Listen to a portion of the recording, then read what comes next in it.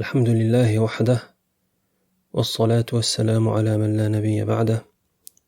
صلى الله عليه وسلم أما بعد فالأصل السابع التحاكم عند النزاع والاختلاف إلى كتاب الله وسنة رسول الله صلى الله عليه وسلم بفهم الصحابة رضي الله عنهم ومن تبعهم بإحسان فسبيلهم سبيل المؤمنين. Nous passons donc au septième et dernier principe fondateur de notre prédication, à savoir qu'en cas de différend et de désaccord, il est impératif de les trancher en ayant recours au livre d'Allah et à la sunna du prophète sallallahu alayhi wa sallam selon la compréhension des compagnons et de ceux qui les ont suivis avec bienfaisance, car c'est leur voie qui est la voie des croyants. قال عز وجل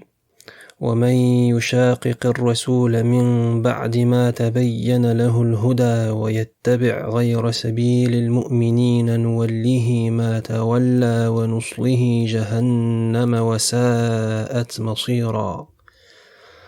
Allah Azza wa Jal dit, dans la traduction des sens, et quiconque s'oppose au messager après que la guidée lui est clairement apparue et suit un autre sentier que celui des croyants, nous l'abandonnerons à ceux qu'il aura adopté et le ferons brûler en enfer, et quelle mauvaise destination. وقال تعالى يا أيها الذين آمنوا أطيعوا الله وأطيعوا الرسول وأولي الأمر منكم فإن تنازعتم في شيء فردوه إلى الله والرسول إن كنتم تؤمنون بالله واليوم الآخر ذلك خير وأحسن تأويلا. Le Très-Haut dit également dans la traduction des sens, ô vous qui croyez, obéissez à Allah, obéissez aux messagers et à ceux d'entre vous qui détiennent le commandement. Et si un différend survient entre vous, portez-le devant Allah et le messager, si vous croyez en Allah et au jour dernier. Ce sera meilleur pour vous et de meilleurs aboutissements.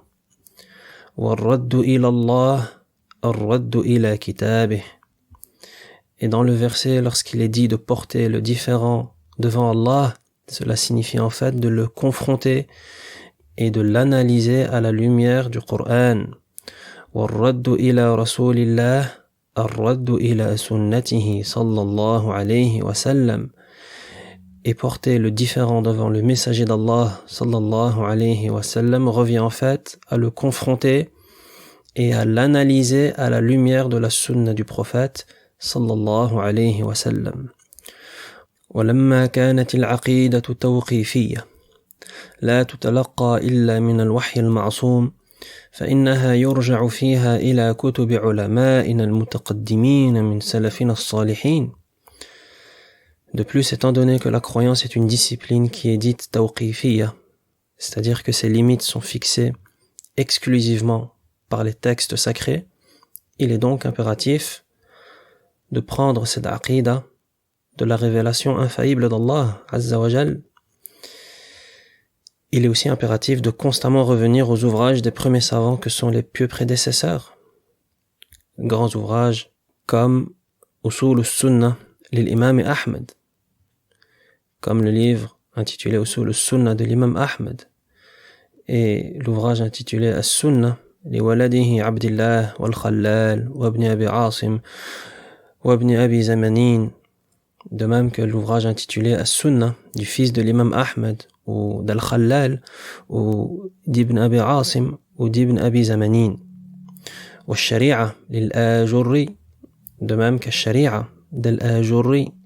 والإبانة لابن بطة, de même que l'Ibana d'Ibn Battah, وأصول اعتقاد أهل السنة والجماعة للالكائي, de même que le livre intitulé أصول اعتقاد أهل السنة والجماعة للالكائي, والإيمان لابن أبي شيبة وابن منده وابن تيمية, de même que l'Iman d'Ibn Abi Shayba, d'Ibn Mandah et d'Ibn Taymiyyah رحمة الله عليهم أجمعين. فنسأل الله جلت قدرته وتقدست أسماؤه أن يحفظنا وإخواننا من أهل السنة على منهاج النبوة في مشارق الأرض ومغاربها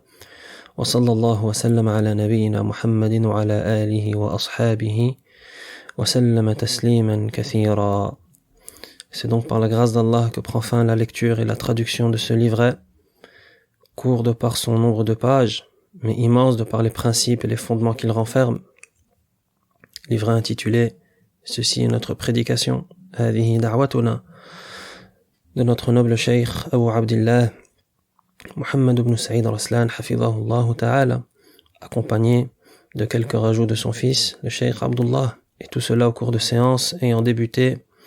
le 16 Shawwal de l'année 1441 après l'hégire de notre prophète sallallahu alayhi wa sallam, correspondant au 8 juin 2020, et s'étant clôturé le 22 de Dhul Qa'dah de l'année 1441 après l'hégire de notre prophète sallallahu alayhi wa sallam, correspondant au 13 juillet 2020. ربنا تقبل منا إنك أنت السميع العليم وتب علينا إنك أنت التواب الرحيم وصلى الله تعالى على نبينا محمد وعلى أبويه إبراهيم وإسماعيل وسائر الأنبياء والمرسلين والآل والصحب أجمعين وسلم تسليما كثيرا وآخر دعوانا أن الحمد لله رب العالمين.